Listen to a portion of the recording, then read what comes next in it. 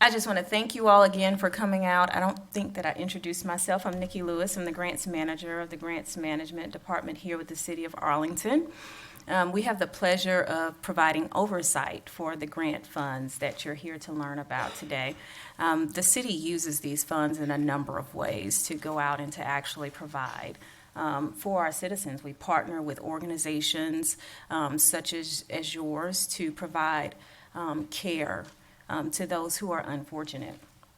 So without further ado, we're going to go ahead and we'll get started here so that you can learn just a little bit more about the funding that we provide, which is why you're really here.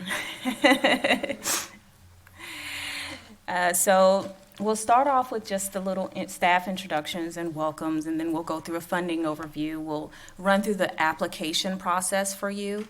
We've learned in previous years that sometimes folks kind of struggle with the application, and so we want to go through and give you kind of a step-by-step tutorial on what to expect. The application is out there. How many of you all have already gone out and looked at the funding request? Okay. One person. It is posted. It posted as of the 20th. So it's on our grants management website, and you can go out there and find it, and we'll also be sending you all the link after you leave here if you've not received it.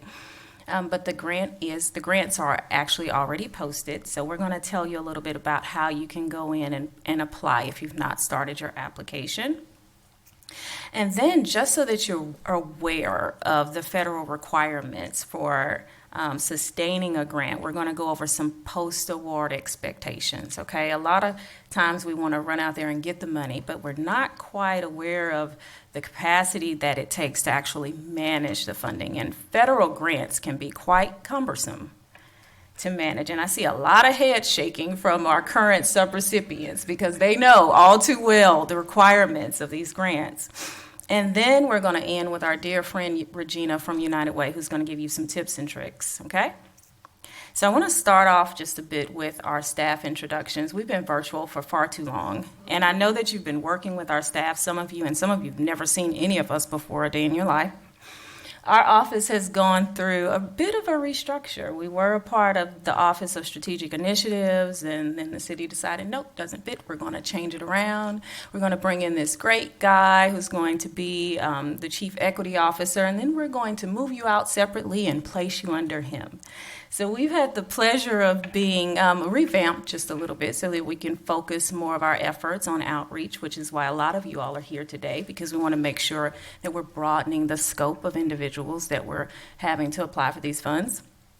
And so the first person that I want to bring up to introduce to you all is none other than Mr. Troy Williams. He's our Chief Equity Officer for the City of Arlington. He's new here, so be kind. So Troy, if you'll come up and just say hello to everyone.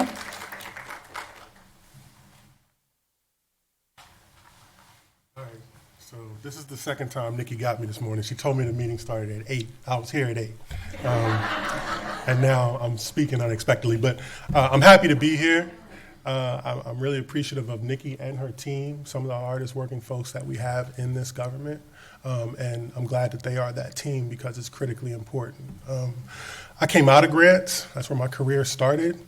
So I understand how grant funding can really bridge the gap and fill those holes that government often misses, right? So I guess the word of the day for me is innovation. Really excited to see, the innovative ideas that you all have and really getting those ideas into the communities that we want to effectuate change in. So I won't be any longer. I just want to say thank you. I'm glad you're here and look forward to working with all of you.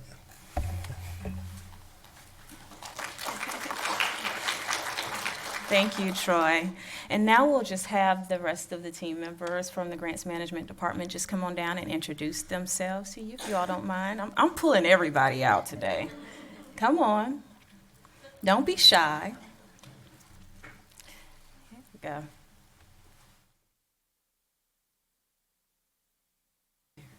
Did I leave you off, Ms.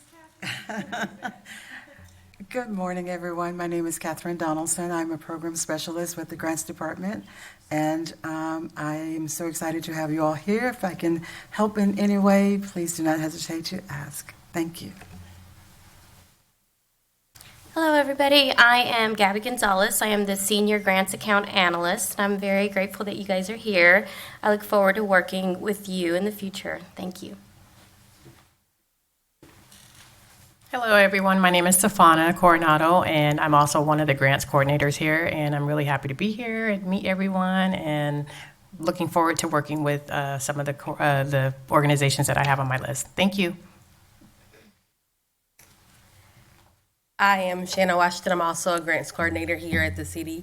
And of course, I'm actually looking forward to working with all of you and the subrecipients that I have on my list for this year.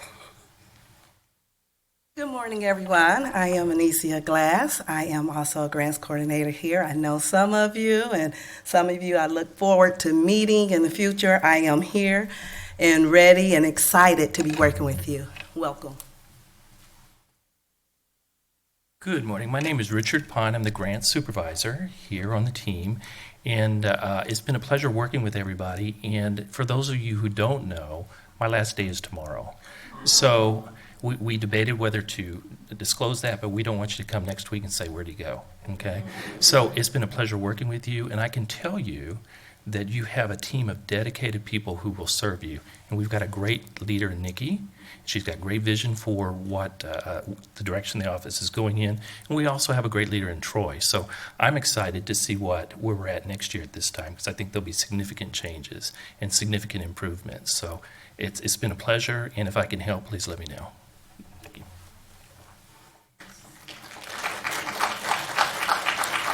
Oh, yeah, I'm still a little heartbroken about that one, so. Okay, you all, so we'll begin with our funding overview. So the City of Arlington every year receives entitlement funding from HUD. And entitlement funding pretty much means that we're guaranteed to receive a certain allocation. What it doesn't guarantee is how much that allocation will actually be. So for those of you all who were subrecipients last year, you'll recall that we had a decrease in some of our funding from HUD. So those amounts are determined annually depending on the amount of appropriations that Congress passes. So we never quite know exactly where we'll be. Typically, they hold steady every year. They're static funding. Last year, we had about a 7% decrease in funding. We're hoping, though, that that funding will return next year and maybe even be increased. But this gives you just a brief concept or idea of exactly what we're looking at here for the different category types that you may be interested in. So for our CDBG public services, and I'll go through each one of these and kind of explain to you what they are briefly right after this slide. But our CDBG public services, we're allowed to fund about $520,000 for that category. So we're looking at about 30 awards, and they range between $10,000 to $40,000. Okay, our ESG homeless funds are used typically for our shelters, for our outreach ministries, and those who serve the homeless. We have that divided up based on shelter services and then rapid rehousing and prevention. So for shelter, there's a cap on that funding. We can only expend about 60% of our grant funds there. So that's $175,000 based on last year's funding. And then for our rapid rehousing and our prevention, and that's to help those to keep them from entering homelessness and to try to get those who are there quickly rehoused, about $100,000 for that. Then we have our home funds, and we estimate we should have about $900,000 in home funds next year. And then we have, of course, our CHOTO set aside, and that's about $185,000. So with our CDBG funding, it's very important to understand what the eligible expenditures are. So we can use them for planning studies and also for anything that's a public service. Our public services category is about 15% of our total allocation from HUD. That's the $520,000. It's about 15% of the total allocation. We're not allowed to go beyond that amount. And our programs must serve low to moderate income persons. And so this translates into a lot of the monthly reporting that you have to do, because we have to ensure that the funds are going to individuals who fit within those categories. So we thought we'd give you just a few examples of some of the eligible CDBG public services and expenditures. These are the things that are allowable. So senior citizen services, employment assistance, financial literacy, child care and after-school programs, health care, substance abuse treatment, education, and there are a number of other items that are on that list. But if you look at these categories, this gives you an idea or a synopsis of what our CDBG funds go to every year. It's also important to stay in line with council priorities, okay? So those items are always posted on the city's website. So one recommendation that we would have always when you're seeking funding is to make sure that whatever you're writing is in line with council's priorities, because they'll see that as well and pick those items out. So our emergency solution grants, or ESG grants, as I mentioned to you, those are grants that are used to fund our homeless service providers. Eligible use of funds are our homeless shelters, the rapid rehousing, homeless prevention, and then our HMIS system, which is our reporting system. Now, the general limitations, which I mentioned earlier, is that we can only use 60% of our funding for the homeless and also for our outreach, which can be kind of cumbersome and burdensome to get around, because it's very difficult for us to stay within those limits when our shelters and our outreach ministries have such great needs. And just keeping in mind that the rapid rehousing and prevention families must be below that 30% AMI. ESG funds, unlike CDBG funds, come with a match requirement. So that's the most important thing that you have to keep in mind. Our CDBG funds don't have a match requirement, ESG does. And it's at about 101%. So in other words, we give you $30,000, you need to match it with just a little bit over $30,000. What's my math? 30,300. Would be the amount that you would have to match those funds with. And that's just the federal requirements that you have to take on if you choose to apply for ESG funding. Additional ESG requirements are that you have to be members or participate in the Tarrant County Continuum of Care. How many of you all are familiar with the TCHC? Okay. So that's a federal requirement. We have to stay and remain connected with our continuum of care. And so to receive those funds, you have to be a member and be active with the coordinated assessment system. And then subrecipients must involve at least one homeless or formerly homeless person in a policy-making function within the organization, such as the board of directors. Okay? Home, and a lot of you all mentioned our home funding. So our home funding can be used for the acquisition, demolition, and also reconstruction of properties. We also use our home funding for our AHAP programs to provide funding for first-time home buyers. One of the difficulties that many of our providers have run into with this funding is the purchase value limits from HUD that are set really, really low. It's been quite difficult to find individuals who can find properties within those purchase value limits to receive those first-time homebuyer grants, but our first-time homebuyer grants can range up to about $20,000. We've likely, Richard, not given less than $20,000, but it is based on their income and other qualifying factors. So I know we have a lot of realtors and individuals who are out here. If you know someone who's looking for a home, we can share those income limits and those purchase value limits with you. They can certainly apply for our first-time homebuyer grants. Typically, depending on the amount of funds that they receive, the city does place a lien on the property. And the time frame for that lien can range depending on the amount of funds that they receive. But once they've stayed in the home for the duration of that time frame, then the lien is released. Okay? So it's really a really great program, and we're really looking for individuals to enroll in that. Home funds can also be used for the development of affordable rental housing, as well as the rehabilitation of home buyer properties for sale to low to moderate income home buyers. Home funds, just like ESG, has a match requirement, okay? They have to be matched by 25% from non-home federal sources. So it's not quite as high of a match requirement as our ESG funding, but there is a match requirement there. So keep in mind, CDBG, no match. ESG, 101% match. Home, about 25% match. And at least 15% of our available home funds must be set aside for our CHODOs, okay? So everything that we do within our office aligns with our action plan. Every year we submit an annual action plan to the city and to HUD for approval, which shows the city's plans for how we will allocate funding. So that starts today. It's really interesting to us, and we find it quite funny that our program year ends and then it kind of starts right over again. We're reporting and starting right around the same time here. But our program year started, as you all know, back in July. We had a bit of a delay because of our funding delays from HUD this year. But the program year starts on July 1 and it runs through June 30th. From there, once that closes out, we begin the process of looking for our new applicants for the next funding year.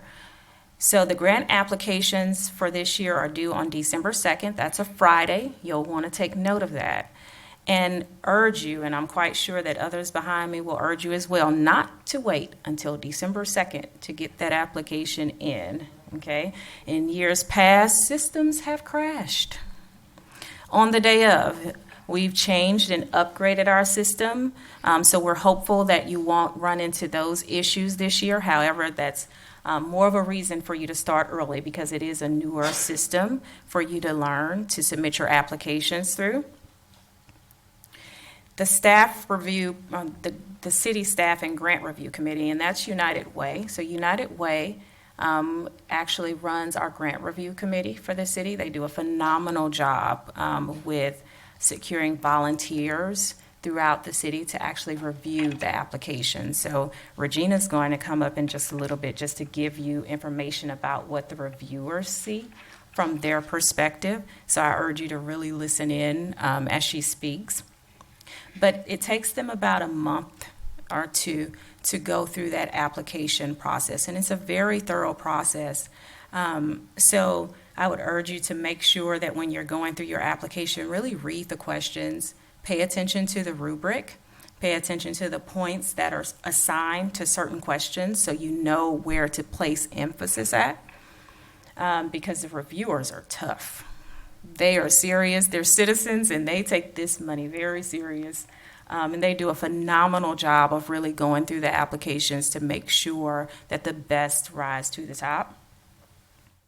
Once we receive the recommendations from the review committee, that's when everything goes internal to our C&D committee here with the city of Arlington. And we have a series of meetings of them that any of you are welcome to attend. They're open to the public. It usually takes about 3 or 4 meetings and presentations with our C&D committee for them to narrow down those recommendations for funding. I think last year we probably received for CDBG alone about 1.5, maybe 1.6 million in requests for proposals, and you could see we only had 520 to give out. So the amount of requests that we receive far exceeds the amount of funding that we actually have. Once the C&D committee reviews those applications and makes the final recommendations, there's a 30-day public comment period. We'll host a public hearing that anyone is welcome to attend to kind of go over the results. Everything is made public. And then based upon those comments, we share that information back with council. And then from there, council votes on the action plan and for those funding recommendations. From there, we submit our action plan to HUD, And once we receive a funding from HUD or approval from HUD, that's when you receive your award letters. So it's a tight dance that we have to do to make sure that everything occurs right on time. But this gives you a general overview of what that process looks like. And from there, we'll host our subrecipient workshop in June. And the new contract year begins in July. So we start it all over again. So it's a fun cycle that we go through here. But we're glad to have you all here and hope to see some new faces on board. So do we have any questions? I know I went through that fairly quickly. The presentation will be posted online so that you can go back and so that you can review and you can go through. You can call any member of our staff if you have questions. We cannot write your proposal for you. But if you run into any issues, we can certainly help you through the process. So now we'll move on to the application process, and I'm going to have Richard, who's leaving me, come down and kind of explain to you our new application system, and you'll get a first look at what that looks like. Thank you. So good morning again. So my job is to try to help you get a basic understanding of the application that you're going to use. Last year, for those of you who applied, we used Zoom grants. And this year we have a program that's called Neighborly. We believe it's much more user-friendly, it's much more intuitive, and I think this will be a relatively simple process to go through. So, so let's see if we can accomplish this. Now, let's see if I'm going to go the right way. No, of course not. Okay. So first, when you access the Neighborly program, you'll go to the Neighborly portal. And when you go, there'll be a place to either sign in if you're an existing user, and we have anybody that has PY22 money as an existing user, so you can use your existing sign-in. Anybody who's new has to register, and it's a very simple registration process that you have to go through. And I'll show you the link, show you where that's at as we go forward, give you some more information about that. So when you register, this is all you have to put in. This little bit of information, and when you hit continue, a screen will come up, and it will tell you that it sent you an email. That email will give you the link and say that you're set up and ask for confirmation. And once that's done, you're ready to go. So it's fairly simple.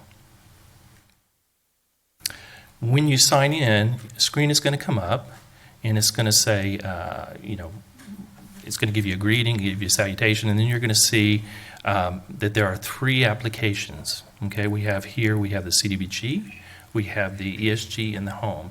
And there at the right, you just click on one of those links to start your application. Now, for those of you who are existing users, there will be some additional information above this because your existing grants will come up when you log in. So you just need to scroll down to the bottom of the page. Okay. So when you go in, this is the first page you'll see to start your application. So you would click here to continue. And if you look at the right-hand side, you can see the list from program overview all the way down to the final submit. Those are the application sections that you'll need to fill out. Each section, you have the ability to save it or to complete and continue. When you save your section, you can go on and continue working in other sections. You can save it at any time. You don't have to complete the sections in order. You can do them in any order, except for the submits. They have to be done last. So there's some flexibility there. And if you save a section and you say, oh, I need to go back and edit it, as long as you haven't submitted it, you can go to the bottom and it will allow you to reopen. Right? There'll be a little thing down there, reopen, just reopens it, you make your edits, and you can resubmit. Now, if you have submitted your application and you're still before the due date and you need it reopened, somebody on our staff can help you with that. So you just need to let them know. Okay? So 2 things that you'll want to know is that you can assign users to the application. So there's a link at the top left of the page, and we'll look at this again as we go forward, where you just click on it and it'll allow you to assign whoever you need to work in that application. Now, we don't limit the number of people you can assign. You have the rights to assign, but you don't have the rights to delete. So if you need to take somebody off, you just need to contact your grants coordinator on our team, and they can assist you with removing somebody. Okay? So it's really up to you to manage the users in your account so that if somebody leaves or somebody changes positions and you want to change access, let us know, and we'll help you remove them. Okay. The other thing is that there's right next to the View Users, there's a Print Application button. And when you click on that button, it will print out your application. It'll bring it down into a file at the bottom of your screen, and it prints it out there in PDF. So you can print that at any time. You can get the full application there. And there is a way to print the sections in Word so that you can print out the sections and then work them offline if you choose to do that. So each application, each section, like I said, is printable in PDF and Word. So when you go into the section, you'll see at the top of the section there is a print icon up there that you can select. Now, when you look at the list of sections, you'll see that there is a Phase 1 submit about halfway down. And then below that, you'll see that there's locks on the rest of the sections. The Phase 1 submit is a place where you'll submit that application to us, and then the grants management team will review that portion of the application. They're going to be looking for things that we need to confirm. Which one is you're not debarred from doing business with the federal government. We're going to look at your history, your experience, your auditing history, and those kinds of things. And if we have questions, we'll address them with you then. Because if there's issues, then there's no need to move forward with the application. Once we're done reviewing it, we'll return that application to you, and then you can go and complete the balance of the application. Okay? So some things you should do as you're going through the application, make sure you fully answer the questions. Now, tell your story well. And remember who this is going to. You may have been an applicant for 20 years with the city, and everybody knows who you are and what you do, but that grant review committee may have new people on it. Okay, so you want to tell your story in a way that you're telling it for the wide range of people who know you to somebody who might be first time getting to know you. On the other side of that is make sure you're concise, right? Get your information in there. Make sure that you're telling your story, but make it concise because there's a lot to get through on these. Provide all the required documentation. The last section is the list of documents. Make sure you provide everything. Most of the documents there are going to be required. There's a few, like a cover letter and some other things that aren't required. It's up to you if you want to do that. If there's something that you feel we've missed that you'd like to add, you're welcome to add additional documentation if you feel it's important or it will help tell your story. All the documents need to be uploaded in PDF format, and we'd ask you to use a naming format, which just put your organization name first, and then if it's a document on the list of required documents, after your name, put the name of that document from the list, okay? Because we'll download these documents, and it makes it easier to manage them if we have some naming convention that we use. Make sure that your performance measures that you're talking about actually capture what you're doing. Tell your story. Tell it well. Because one of the things we want to see is what has your success rate been, right? What's your experience? What's your success rate? What have you accomplished? And it goes to say that somebody who served 100 people and has not accomplished their goal with those 100 people versus somebody who's accomplished their goal with 90% of the people are going to be looked at differently. So make sure you tell your story, okay? And then double and triple check your budget documents. In years past, and I'm sure we'll go over this again as we approach the end of the project, of the presentation, the budget documents haven't added up sometimes for organizations. When you're looking at one thing and you cross-reference it, it just doesn't add up. So make sure whatever you're submitting for your budget documents for your budget that you're checking them. So the grant review committee, we have a very specific evaluation process that we go through. And for ESG, these are the main sections of that evaluation that we do in the scores. And I'm going to show you in a little bit where you can go to see the actual application, the actual scoring rubric that we use, so you can see what the questions are and how each question is scored. So, and that is posted online on the city website. I'll show you how to get to that, so you'll have access to it.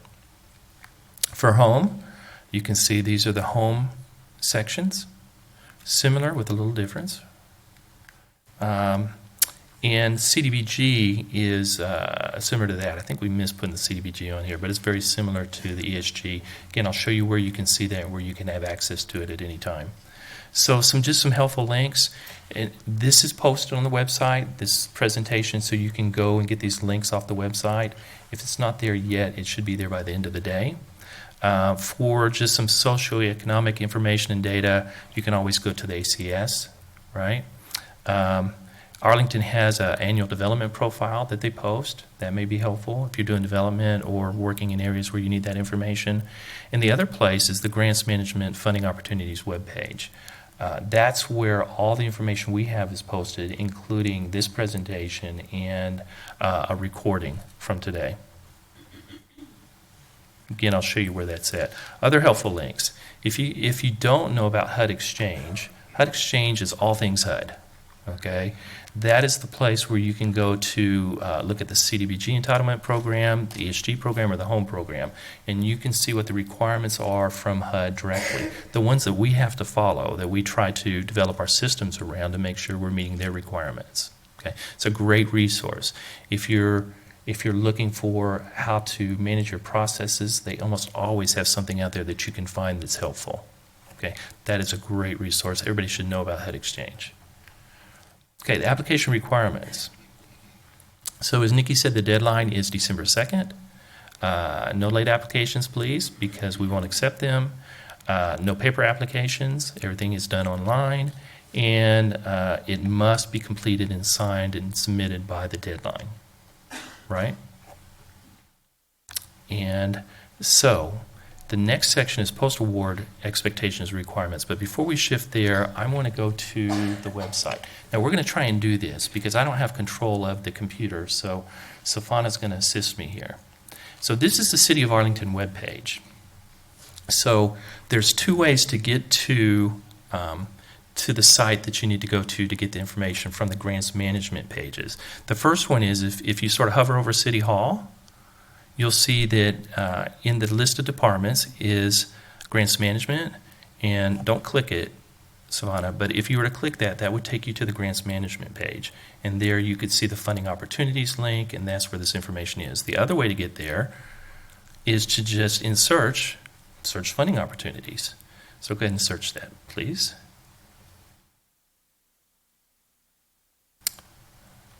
Scroll down to the bottom. There you go. We had to hover off of that. So the first one is Funding Opportunities City of Arlington. So we're just going to go to that link. And this is the page that is all things 2023 grant applications. Okay. So you're welcome to go through all these. I'm going to show you the RFP helpful documents. So you can see here, the first one is the workshop presentation and video. Like I said, I expect this presentation to be posted by the end of the day. We've made the request and it should be up there. So everything that you're seeing on the board should be there. The other thing is we're recording this today, and the recording will be posted out there. Okay. Then you have guidebooks, and the guidebooks will give you information about the specific grants that you're looking at or applying for. The score sheets. This is where the score sheets are, and if you'll just click on the CDBG one for me, Savannah. So when you go in, you can see this is the section we looked at in the presentation, but go ahead and scroll down. So this is the actual score sheet, right? So you can look at the questions they're trying to answer about your application and the available points, right? It's in there for CDBG, ESG, and home. So this may be helpful as you're going through it to see where we're putting the emphasis and where the greatest number of points are for your application. Okay, let's go back to funding opportunities. Hover off of that. There you go. So scroll down on that page. So you can go through again and explore that as needed, but the other thing that's really important here is this link is one of the places where you can go to Neighborly. This will take you directly to the application page, to your login page, right? So you should have received it in an email. If not, you'll receive it again, but this is where it's at. Okay, so if you just go to the city website, go to the funding opportunities page, you can get to Neighborly. So let's go ahead and select that link. So you have two options here when you come in. For those of you who are pre-existing users, you sign in. For those of you who are not, and before you sign in, go ahead and click on register for us. I want you to get that in. So this is the registration page I showed you previously. So you come in here, put your information in, continue. It's going to send you an email, and from that email you can move forward with your application. Okay, let's go ahead and go back to sign in.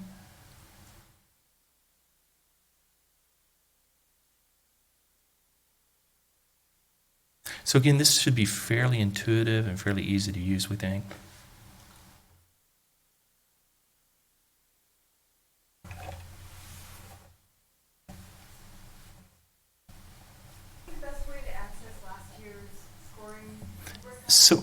So the question is, what would be the best way to access last year's scoring and rubric? We would have to send that to you, right? So you'd have to request that. So let us talk about that, and we'll figure out how to do that. I know I've had a request for that already this year, and I was able to get to the overall scoring, but not to the line item scoring. So let us figure that out. Any other questions? Yes, ma'am.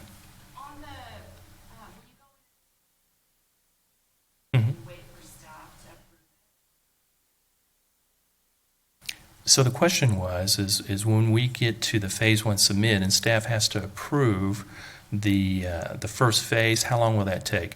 It shouldn't take very long at all. We have to turn those around quickly, if not we're delaying your time frame. Now, you should be able to print out the application, and so you can continue to move forward offline with the application. So hopefully that won't slow you down. Okay? But we do understand that we have to turn that around very quickly for you. Questions? Now I have to sign in.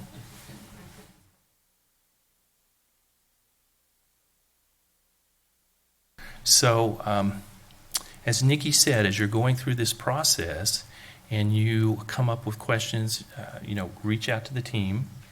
We have a mailbox also that's grants management at arlingtontx.gov, and that's a general mailbox where you can also send requests if you don't know who it needs to go to.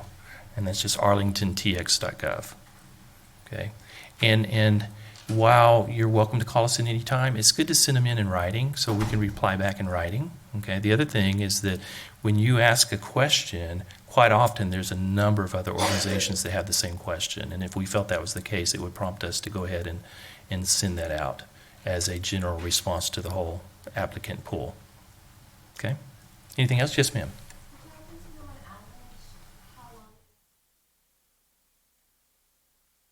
The question was, on average, how long does the proposal take to complete?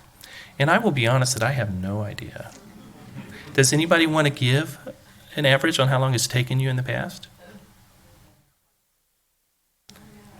I'm hearing 20 hours, 3 weeks. Okay, go ahead.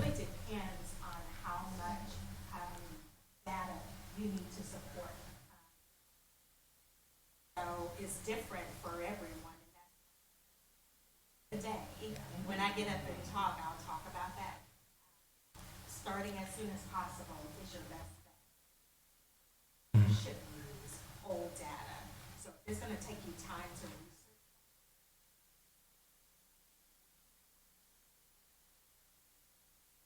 It just really depends. If you just apply for a federal grant last year, you're going to have a lot of that stuff already. Never apply for a federal grant. Okay. So for the recording, I'm going to try and repeat what Regina just said.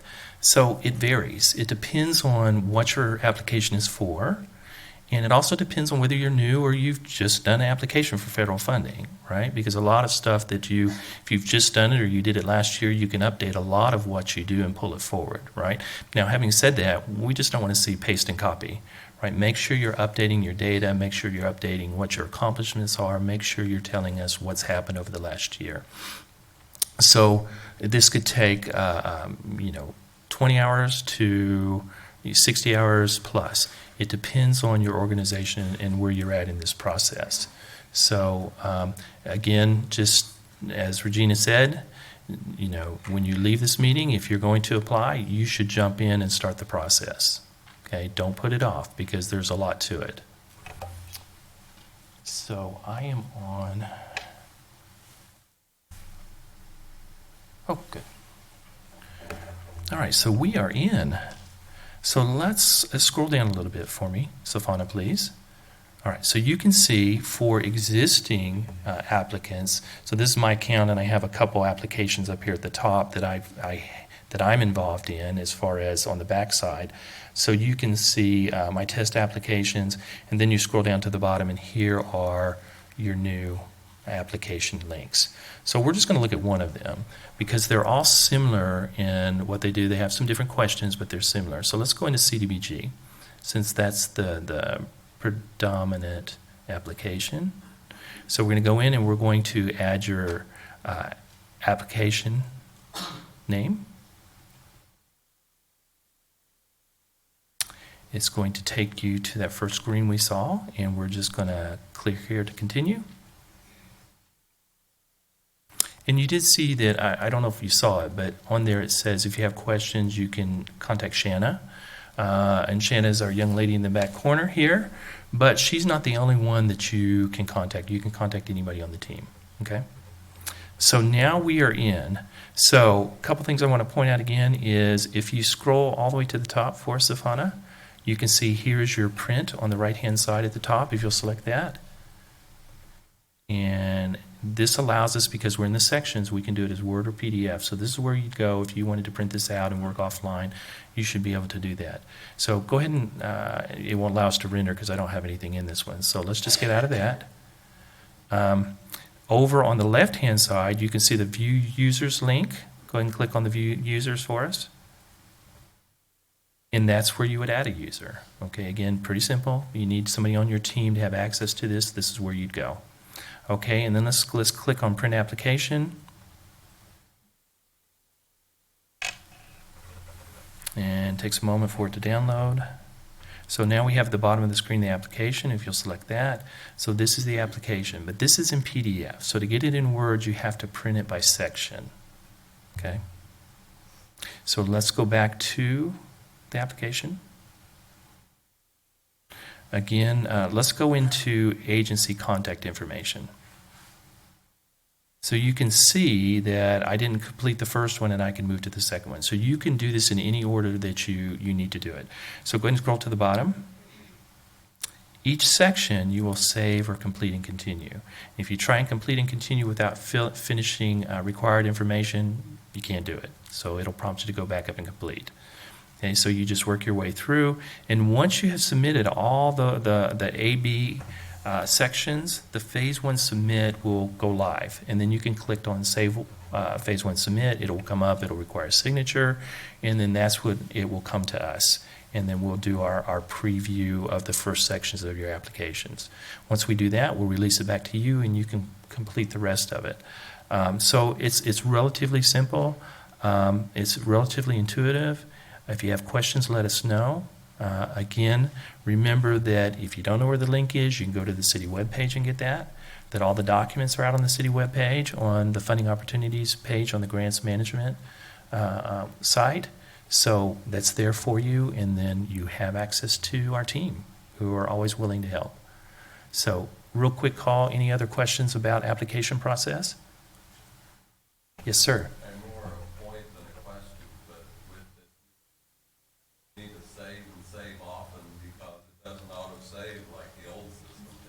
Okay, good point. The point was brought up. Steve brought up the point that make sure that you're saving your work. It will time you out. It's not a rapid timeout, but it will time you out, and it doesn't auto-save. So when you enter information in a field, it doesn't auto-save every time you leave a field. So make sure you're saving. Thank you, Steve. Voice of experience. Anything else? All right, well, thank you. I hope everybody has success with this, and let us know if we can help.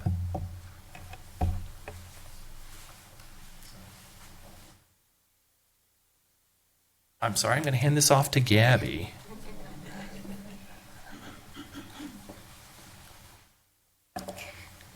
Okay, so this portion of the presentation will be short and sweet. However, it is important because we will be going over the post-award process. So Ms. Catherine and myself are part of the grants management finance team. We both have a very strong background in finance and public administration. We both also have a common passion for serving our community. So it just makes our job a lot easier when we have that passion. Some of our responsibilities include administering monthly reimbursements, account reconciliation, budgeting and forecasting, submitting HUD draws, and conducting second reviews. All right, so let's dive right into the draw request life cycle. Very important to note, and I will emphasize that the life cycle begins when we receive the draw request through Neighborly. Draw requests are due by the 10th of each month, so if they have been submitted late, you can see how this can prolong the process. Once the coordinators receive the draw request, they will have approximately 10 days to review the draw request. This is going to be a thorough review to ensure that all items are compliant with the contractual terms and conditions and are eligible for reimbursement. Again, making sure that you're submitting, exactly what your coordinator needs in order to process the draw request will really help expedite the process. If we're having to go back and request additional information, this will prolong the life cycle. Next in the process is the second review conducted by the finance team. As you can see, this review span time is a lot shorter. After the draw request is approved, it is sent to the city's accounts payable department. AP will then process the invoice within 3 to 4 days. Last but certainly not least is going to be the payment distribution. Any questions about the life cycle of the process before I move on? No? Okay. So this brings us to the next slide, which is our service commitment to you. Number one, we definitely understand that timely payment processing is crucial to running your program. For this reason, processing payments will remain at the top of our priority list. Next is process enhancement. Our goal is to make administering your grant fund as easy and seamless as possible. We believe that we can accomplish this by reviewing our internal and external process and procedures and just thinking of ways to improve and make them better. A good example of that is our recent enhancement and the acquisition of Neighborly. We've already seen great improvement in the process workflow because of this investment. So we're always thinking of ways that we can improve the process, make it easier for you guys. We want you guys to be excited about working with the City of Arlington. Moving on, the financial status awareness. We want to make sure that you maintain awareness of the financial status of your grant throughout the life of your contract. In PY23, we will implement quarterly and program closeout financial reports. The reports will include life-to-date actuals, remaining balance, and match compliance when applicable. So just some top tips regarding the financial portion of your grant. Again, monthly reports are due by the 10th of each month. This is just essential to be able to move the process along and make sure that we get the payments to you in a timely manner. ACH payment setup. This is a great direct payment option. This will be a requirement in PY23. If you're interested in getting set up and you're a current subrecipient, reach out to your coordinator and they'll get you the necessary forms. Neighborly will be the primary method of communication for questions regarding your grant. We don't want your emails to get lost in translation, so we definitely want to communicate through Neighborly so that we can, if somebody's out, we can respond to your question in a timely fashion. Coordinators will be the first contact for any questions regarding your contract. Again, we're all available to assist with anything that you might need. However, coordinators will be your first primary source of contact. And lastly, communication is key to a successful partnership. We want to make sure that if you're having any issues with Neighborly or any questions regarding your grant, that you're just keeping that open line of communication with us. Do you guys have any questions? No? All right. So I am now handing it over. Y'all are so quiet. Y'all are like, let me go. I'm ready. Who's ready? Okay. Who is here? I don't recall if Nikki asked, who's here for the very first time? This will be your first time applying. Quite a few of you. So we have quite a few veterans who have been applying for either CDBG, ESG, or home grant. So I'll introduce myself again. I'm Regina Williams, one of our vice presidents for community investment at United Way of Tarrant County. And I also have the pleasure of being the regional director for our office here in Arlington. So I serve Arlington, Mansfield, Kennedale, and then do work in Fort Worth as well. As Nikki mentioned, we've had the pleasure for many years, United Way, of overseeing the grant process. And so we stand up a citizens review panel.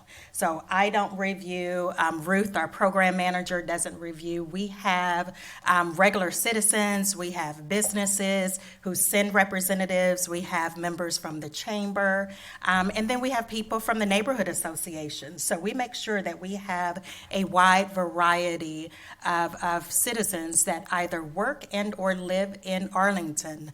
The vast majority of them actually live in Arlington, so they have stake in the game. They come to the council meetings, they see where the money is being spent, and so when Nikki mentioned that they're tough on reviewing these applications. So I stand before you to kind of tell you what they say. When they read the application, some of the feedback they have given us and have given the applicants as well, and have given the city of Arlington. So some of this information, you may say, okay, why am I hearing this? There's a purpose why, because some of the areas that I'm going to go over is these are the areas that I will say has been scored the lowest amongst many of the applications. So you will have access to this because I'm only going to touch on a couple of them. There's also a YouTube from an Arlington resource sharing group that we did for grant tips and hints that really has this very same information, and that link, that resource is at the end of this presentation as well. But before I go, our co-chairs are here that I would like for them to, I just get to stand up and actually be the one who talks, but the magic happens behind the scenes. So I would like for our two co-chairs to stand and introduce themselves and let us know a little bit about them and how long you've been reviewing as well. Hi, my name is Alex McMartin. I am an audit senior at Sutton Frost Carey, and I specialize in nonprofit audit. So I give a lot of tips to the reviewers on how to understand the financial statements, and this is one of my favorite ways to give back to the community is to use my knowledge to help people have good grants and understand what they're reading. I've been doing this for 3 years, I think, and co-chairing for 2 with Robert. Hey, good morning. My name is Robert Harder. I'm with JLL Real Estate Company, and I've been reviewing grants for, I guess this will be my 3rd year. Would like to clear up one misconception. I'm not that tough of a reviewer, but Alex is. And so she kind of skews things. But, I was surprised. I didn't realize that scoring rubric was up there. And so this is an open book test, if you will. So as you're filling out that thing, you can look at that score sheet, and that's exactly how we're doing it. And so if you give yourself a good grade, you're probably going to get a good review. So thanks for everybody for being here. So thank you both, and I don't think Kathleen is here. So Kathleen serves as our United Way Tarrant County Steering Committee Chair, and she has served in the chair position for several years. She just rolled off, and so now we're doing two co-chairs to kind of leverage their skill set as well. So statement of need. Statement of need is one of those areas that we have seen a trend where some applications are really, really good. But then there are other areas that we will say we really want to make sure that we are honing in on that particular area. So think about when you're writing your needs statement, make sure that that is relevant to your nonprofit's mission and its purpose. So in other words, don't chase the money. If it doesn't match what your mission statement is, then it shouldn't make sense, right?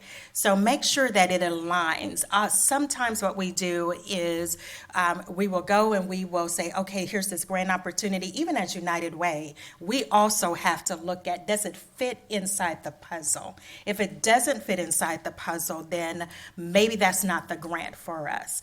I will also say, if you have applied for local funding, and this is your first time applying for federal, you really want to make sure that it fits your mission of where you are now, or maybe where you're trying to go in the future. Many of us, I just got an email from one of our local organizations that's going through their strategy plan. Your strategy may be changing, which means your mission is going to change as well. So just making sure that it aligns. Make sure that it focuses on the people that you serve, right? I say that because we see it. Our reviewers have to look at, okay, but I thought they served senior citizens, but down there with the babies. How does that align? So make sure that it aligns with the people that you traditionally serve, or if it is a new area that you're going into, that your needs statement actually states, why is that? Why are we going in this other direction? What's the need in the community that we feel that we need to answer? And make sure that it's very easy to understand. Again, well-crafted statement, 250 to 500 words, not a dissertation, and not a bio, not just a little paragraph. Give them enough meat that they understand what your needs statement is. Where's your evidence? Oftentimes we get calls because people are looking for, where do I find all of this data? Data is out there. It is readily available. We just have to know where to look. So what we did was we just gave you a couple of areas here of where you can go and extract some of that data from. Outputs and outcomes. I will tell you, when we sit in C&D meetings, this is the area where council is asking questions. This is an output and not an outcome. We don't want, it's not just your numbers, right? We also want to know, how are you changing the world? How, if you do X, then Y should happen, right? Oftentimes what we get is we see the sheer numbers. We plan on feeding 100 people. Well, what does that mean? What is that going to solve by you serving those 100 individuals? It's great that we do that, but ultimately we want to put a dent in food insecurity. So what does that look like, right? So that's the key component of your statement of work. That's what the reviewers are looking for. We're also looking for, how do you measure success? So if you tell me we are going to decrease homelessness by 2%, how do you know that? How did you measure that success? That's that performance evaluation that we're going to talk about a little bit as well. A superficial or incomplete answer to any of these questions, so that scoring rubric Robert mentioned, is an open book test, right to the test. The scores are there. It will tell you, and an easy way to not get full points is to give us incomplete answers. Just a couple examples of outputs versus outcomes. Again, measuring volume is your output. Measuring impact is your outcome. A Band-Aid approach to work, right? Outputs, that's just your sheer numbers. Addressing the root cause is what we're looking for. Pull the stem, and you should get to the root, right? But if you're just pulling the stem, then we're constantly treading water every year, trying to make headway in our communities. We're trying to get to the root cause of it. So dig deep. So ask someone in your office to read that particular area and see, can we go a little bit deeper, peel that onion even further to see, can we get to the root cause? Ask, why is this happening to our citizens in our community? Why is our community so impacted? And let's get to the root cause. That makes us dig a little deeper. That also makes us dig a little deeper in our organization as well to see, are we addressing surface level stuff? Are we getting to the root cause of it? Am I working myself out of a job, or am I keeping status quo? Did somebody say, Talk to me. I'm all about the church, talking back to the pastor, right? Outputs and outcomes again. Meals delivered. If you're going to serve 100 meals, again, what is that going to do? How does that improve food insecurity for our senior citizens and or our young people, whatever the population that you're serving? If you are serving, like our veterans group, they answer a certain number of calls every month, our Texas Veterans Network. I'm looking at how many crises are being resolved. How many suicide attempts are we potentially impacting, right? How many jobs are being secured by us actually making that referral to an organization? So not just the number of calls that you've received, but what is the end result of that? So that means you have to have a performance evaluation in place to know that, right? That means if I've referred them to an organization, are you getting information back from that referral? Were they connected? So then you can add that into that performance evaluation. That's the difference between an output and an outcome. Any evaluation or any application that you get, whether federal, whether it's local, everyone wants to know, how are you going to sustain it and how are you going to evaluate what you're doing? That's the hard part that all of us have to answer, because we need the money to sustain a program, right? So it's really critical that you look at the systematic collection of information about the activities, characteristics, and outcomes of programs to make judgments about the program, improve program effectiveness, and or inform decisions about your future program development. This is where your evaluation piece lies, which then ties into your sustainability plan. So none of us have a whole lot of money to do evaluations.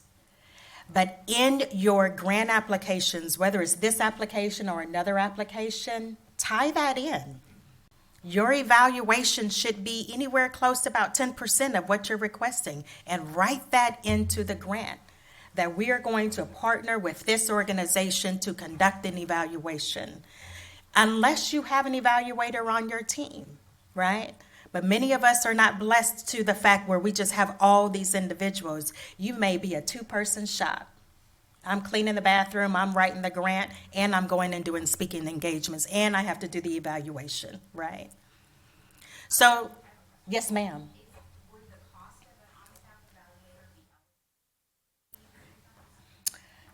That would be for CDBG, no. For your other grants, depending upon foundations, which ones you apply for, they do. Yes. Mm-hmm. If you don't. I'm sorry. Repeat the question for the recording. Perfect. So the question was, is CDBG, is that an allowable expense for a person to conduct evaluation services? And that is a resounding no. However, there are other grant opportunities that you want to make sure that you are seeking out that can also do evaluation for you. So remember, it's not just just the CDBG, what other grants are out there that I might be able to get funding, that whether it's marketing, whether it's evaluation services. If you don't have those fundings, then these are some examples of some things that you can do in order to evaluate your program.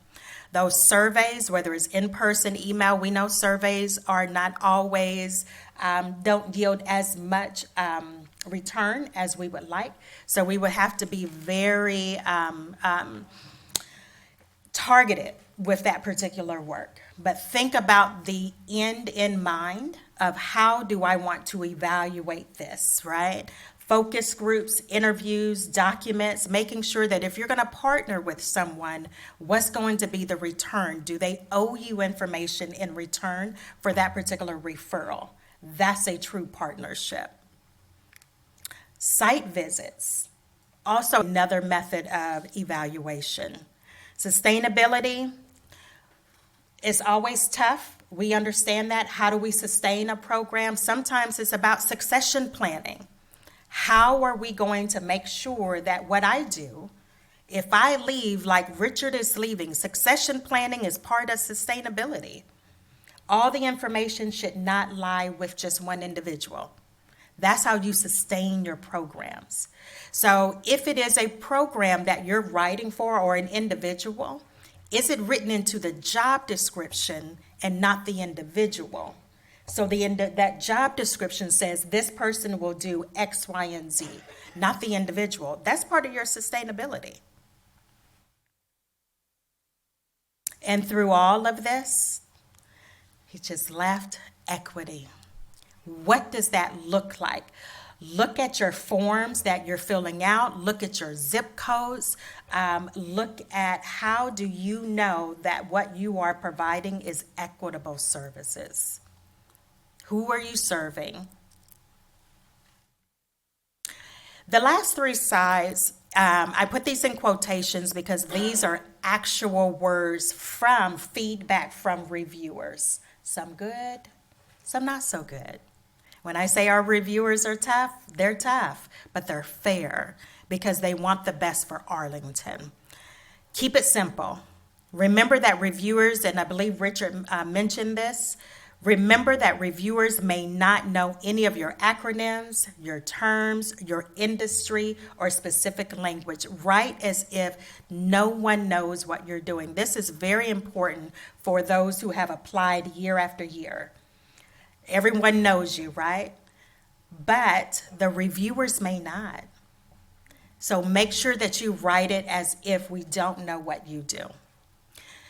Acronyms, military, rehab, we do acronyms all day long. I'm a military spouse. I can speak that language, but I also catch myself with other people who are civilians and don't know military jargon. Make sure that your metrics are clear. We have 2 nonprofit auditors that sits on our review panel. When I tell you they look at budgets, they look at budgets. They look at if numbers don't add up, and that's where you lose points at. If you don't hit your target goals in the prior year, talk about that. We are not successful unless we are able to really acknowledge where we missed the mark at, but how we planned on course correcting. That goes a long way with reviewers. Make sure that your statistics you use are recent. If y'all are giving us data from 2008, there should be a reason why. It's because there's no other data out there, and we are hoping that doing this work will provide us that. State that, or we will assume that you didn't do your due diligence with trying to find recent and current data. Have someone who didn't work on the application proofread it for clarity. I'm going to say proofread, and then proofread again. Typos, things of that sort, because after you've looked at it for a while, trust me, you're glancing over it. So have someone else look at it as well.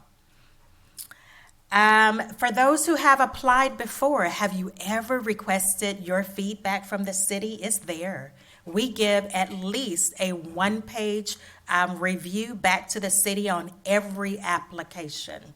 it has your score, and it has feedback. Again, the good, the bad, and the ugly. That's how we grow. Many of the applications that we submit, we don't get feedback. We just know we didn't get it, and we want to know, okay, how do we miss the mark? This is the opportunity, the very few opportunities of grants out there where you actually get that feedback, but you have to request it. We still have a handful of applications that don't actually include Arlington residency or demographic info for their board of directors. This is another stickler for not just reviewers, but council members who are actually making funding decisions. They're looking for your Arlington presence on your board. So if you serve all of Tarrant County, all of North Texas, you should make sure that you also have a plan in place to have some Arlington representation. And I know for many of us, we're still growing in that space. Tell us what your plan is, because we know your board may sit for another 2 years and you're still rolling off and bringing on new people. We need to see that you have a plan, but ideally we need to see that Arlington representation now on your board if you are requesting Arlington funding. Same thing goes for your population that you're serving. In your needs assessment, in your statement of work, you need to extract your Arlington-specific population. Sometimes applications will come in and it's written to your full population. That's great. We love it. But this is Arlington money. And it's going towards Arlington impact, so Arlington residents. So right to the population that you're serving, what percentage of that is going to go towards those Arlington, well, all 100%, but what percentage of your total population are you serving that is just for Arlington? Attached documents. Again, this is another thing that we sometimes see. Is documents that are requested are not always attached. Those are easy points. That's like just writing your name on the paper, and the teacher gives you 2 points for that. So make sure that you go through, mark it off, I attach this, I attach this. Those board minutes that your board has approved, that you attach that, making sure all of those items are there. And right to the test, you have the scoring rubric. And finally, this is some of the positive things that we have seen. Comprehensive approach to use of funds to sustain the program, strategic leadership approach to sustaining the program, well-developed work plan, solid performance measurement system, outstanding job of answering the questions and providing descriptions. Board representation was solid. Clear path plan of how they hope to continue to address client demographics compared to board makeup is a solid reflection of the population served. Well-developed and excellent corrective action plan in response to one control deficiency. Sometimes your audits may have something. We want to see what was the corrective plan. So again, our reviewers, they go deep and they give a lot of feedback. I appreciate the work that they do because ultimately it enhances the work that you do as well for not just this grant application, but grant applications to come as well. Any questions? Here are resources. Again, this YouTube page actually has this presentation. It's the United Way of Tarrant County YouTube page. It's the Arlington Resource Sharing Group. It was maybe September or October, I believe, of last year. Arlington Resource Sharing Group, you also get a lot of these tips as well. It's the first Wednesday of each month. If you are looking to build your board, and you're having trouble building your board, or you have an existing board and you're trying to train your board, Board Build is an excellent opportunity for you there. So please take a look at that as well. And then there are just some resources here, C&M, Colton Strasser Consulting, and SCORE, some free, some not so free, but opportunities to also get some additional help with just your nonprofit management. Robert, Alex, anything I'm forgetting that you can think of? All right. Any questions for me?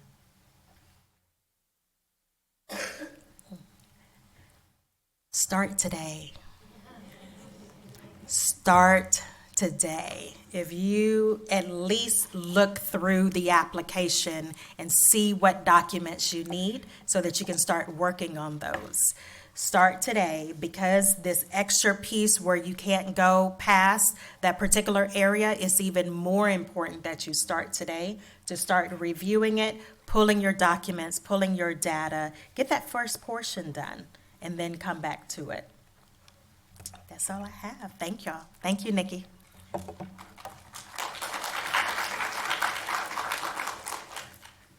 I hope you all learned a little bit of something today, hopefully a lot. We tried to provide you with a complete overview of our program, of our programs. You have the test, you have the information. We literally just gave it to you. But more importantly, you have information that can carry you beyond just applying for these grants. The information that you received here today is central information.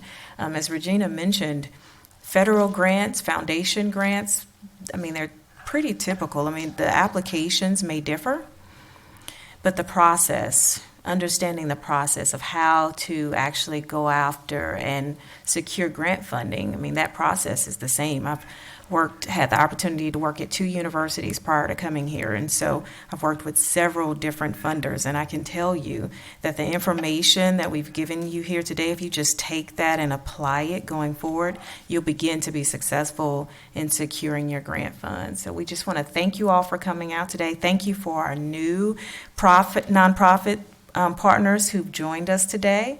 We have your information, so we'll be sure to add you to our listservs in the future so that you can know about upcoming events.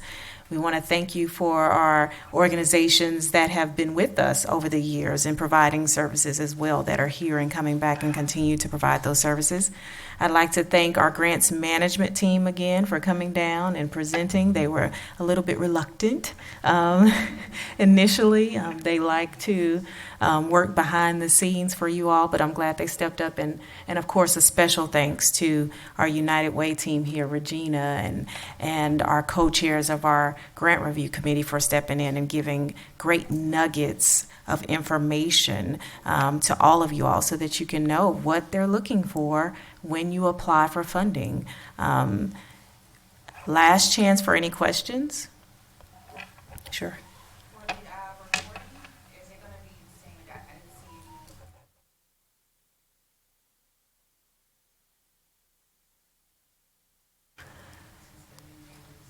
any. Right, so the reporting is the same as still monthly. I believe that some of our subrecipients are accustomed to using Zoom grants, and your information has gone through there. The information is still required monthly in Neighborly, so you would upload it into Neighborly instead of into Zoom grants for the PY23 year. If you have a current grant with us and it's currently running in Zoom grants, it will stay there in Zoom grants for the time being. But everyone in PY23 will be using Neighborly, and you'll find the system to be far more intuitive and easier to use. Okay. Yes. That's a resounding yes. Steve?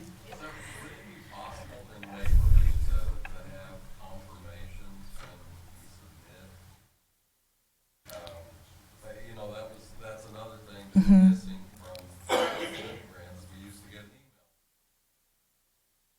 email confirmation, and it's missing, and I think it's causing. So let me clarify. When you say submit, are you speaking about the application or your monthly reports? Okay. So if I'm not I'm sorry. So the question was, Richard is reminding me here to repeat the question.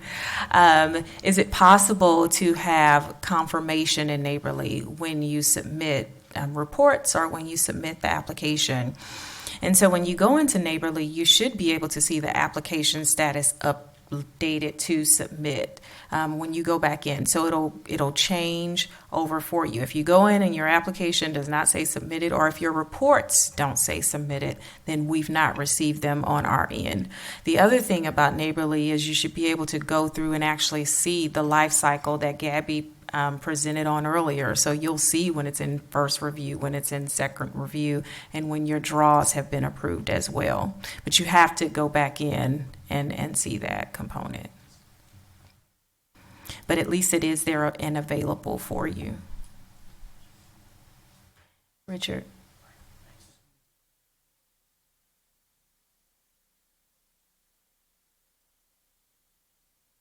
Right, that's a good point that Richard just mentioned. So we will have a subrecipient training for you all as soon as the award notices are sent out.